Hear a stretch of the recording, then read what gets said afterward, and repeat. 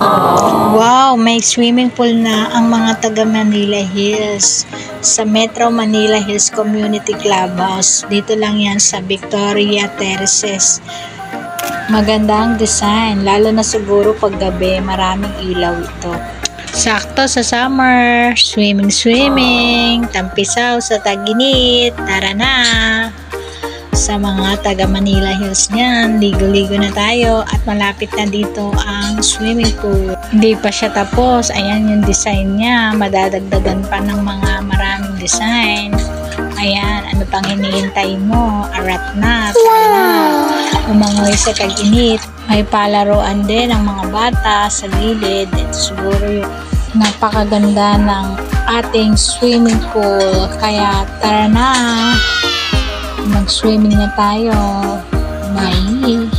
Enjoy the summer.